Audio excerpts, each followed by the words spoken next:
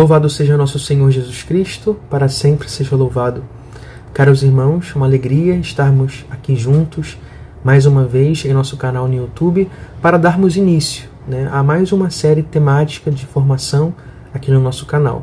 Nós iniciamos então o mês de junho, com muita alegria nós estamos aqui para falarmos sobre um tema que não tem como fugir nesse mês de junho, que é um tema importantíssimo para nós e para toda a igreja, que é o Sagrado Coração de Jesus, Uma devoção que marca a nossa vida, que marca nossas paróquias, também que de alguma forma toca a todos nós que vivemos na vida espiritual da igreja, porque é uma devoção que tem muito a nos ensinar.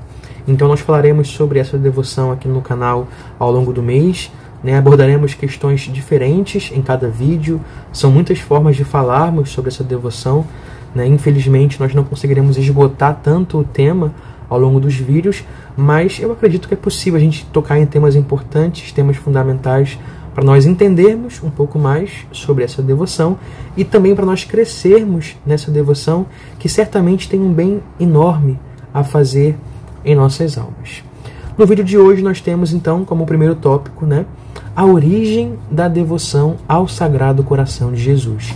Bem, era o ano de 1647, quando nasceu na França Santa Margarida Maria Alacoque, Uma menina muito dócil, muito inclinada à vida interior, muito dada ao recolhimento, Interessante que algumas pessoas já trazem como marca própria da sua personalidade uma tendência ao recolhimento, uma facilidade a se recolher em silêncio, a ter uma vida um pouco mais introspectiva, no sentido de reflexão, capacidade reflexiva, capacidade de recolhimento, de silêncio.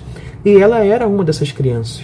Desde cedo a sua vida testemunhava que ela tinha essa facilidade para estar em recolhimento. E se soma a isso o fato de que ela vem de uma família católica. Então esse recolhimento que ela experimentava desde cedo já era um recolhimento que se voltava à sua relação com Deus.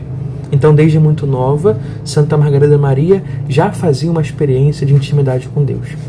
Mas, apesar de vir de uma família católica, infelizmente, os seus pais não apoiavam tanto assim essa sua vivência espiritual. Por quê? Porque essa prática religiosa fez com que ela pensasse, com que ela percebesse uma vocação à vida religiosa que não era o que os seus pais desejavam para ela. Então, aí já aconteceu um embate, uma tensão entre ela e os seus pais, porque eles não desejavam que ela vivesse essa vida religiosa. Mas era uma inclinação, era mais do que isso, era uma vocação que o próprio Deus tinha para ela, mas ela encontrou então essa barreira para avançar na sua vivência vocacional. Talvez por isso ela tenha entrado de maneira tardia para a vida religiosa, quando já tinha 24 anos de idade. E aqui eu faço um parêntese, porque para aquela época 24 anos de idade era uma idade tardia para iniciar a vida religiosa, num instituto, numa congregação, Hoje nós temos muitos exemplos de experiências vocacionais mais tardias, Jovens que fazem experiências de trabalho, experiências de realmente experimentar várias realidades diferentes, de ter contato com várias realidades diferentes. E só depois, talvez com mais de 30 anos, por exemplo, é que se decidem casar, se decidem entrar para um convento ou então para um seminário, decidem o que querem fazer com a vida. Mas naquele período, 24 anos era uma idade muito tardia. Para a gente ter uma noção aqui, São Vicente de Paulo, que é de um período muito próximo, aos 19 anos já era sacerdote. Lógico que também aqui há que se dizer que existia também uma perversão, talvez ali, dessa noção do discernimento vocacional, uma coisa cultural. Não digo aqui que é o ideal, que se ordene sacerdote com 19 anos de idade, mas é só para ilustrar como naquela época, 24 anos era de fato uma idade tardia. Mas, voltando aqui ao assunto, um fato interessante sobre ela é que ela ingressou na Ordem da Visitação. E por que esse é um tema interessantíssimo? Porque a Ordem da Visitação tinha sido fundada alguns anos antes por São Francisco de Sales, um grande santo que nós conhecemos como um grande mestre de espiritualidade na igreja, como aquele que talvez tenha deixado para nós um legado importantíssimo que continua influenciando até hoje, né? A teologia espiritual, mas não só por ele, também foi fundada por Santa Joana Francisca Chantal, né? Então, a Santa Margarida, ela ingressou num convento que tinha ali uma grande herança, uma grande tradição, uma grande escola de santidade, né? Então, lógico, a gente entende que a vida religiosa, né, assim como a vida cristã como um todo, sempre busca, né, uma profunda experiência com Deus a ponto de levar a uma vida de santidade. Sim, nós entendemos isso.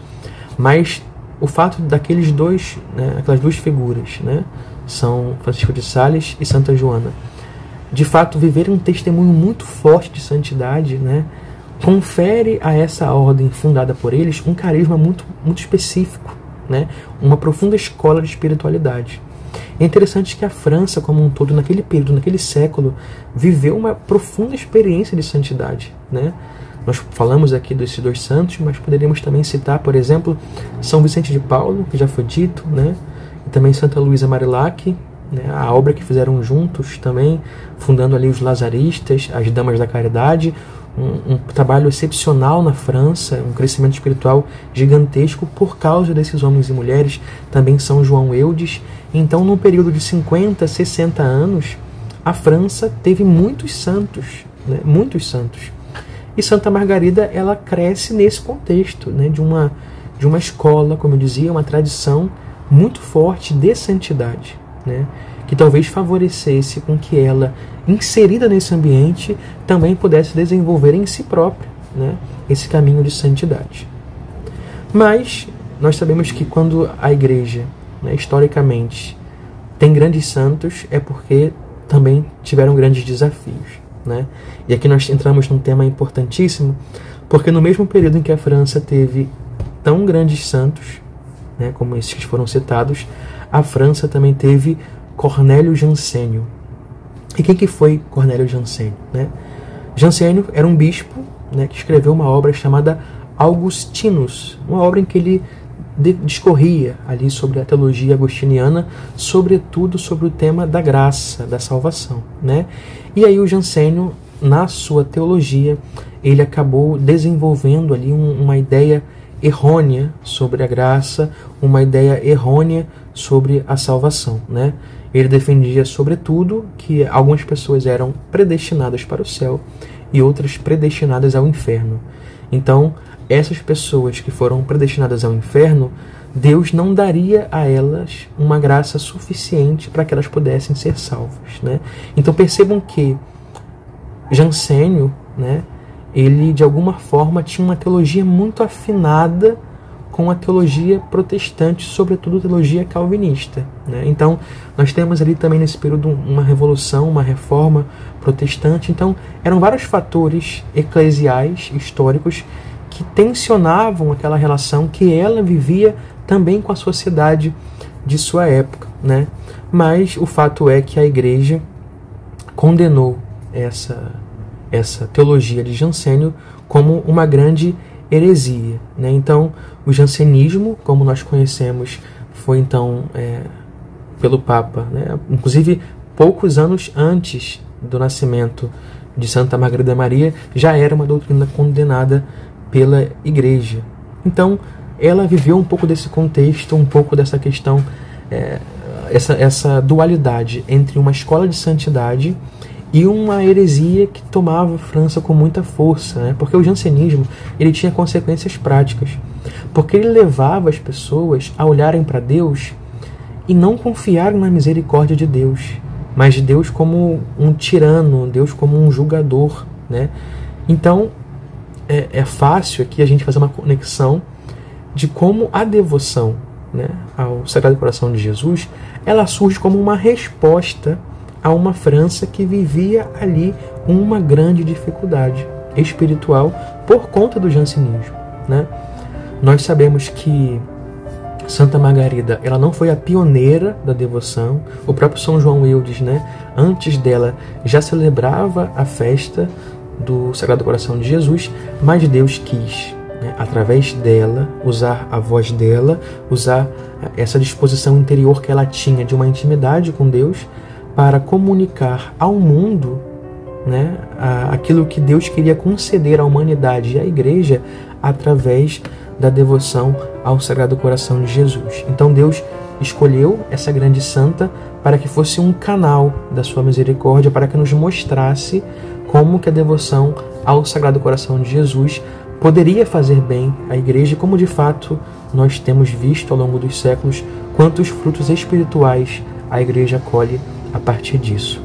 Então, no vídeo de hoje, sintetizando aqui um pouco daquilo que nós falamos, nós vimos que ela estava inserida, né? Santa Margarida estava inserida numa escola de santidade muito forte na França, que por sua vez combatia uma heresia que estava surgindo e que depois ganharia mais força ainda. Por exemplo, Santa Teresinha, séculos depois, ainda experimentava consequências dessa heresia, que era a heresia jansenista.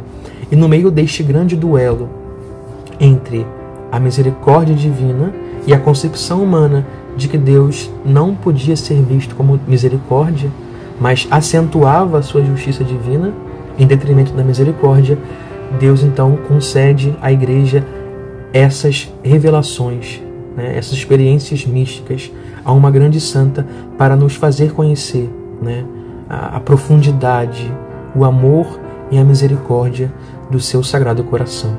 Nós veremos então nos próximos vídeos o desenrolar da história e como isso foi acontecendo em nossa igreja.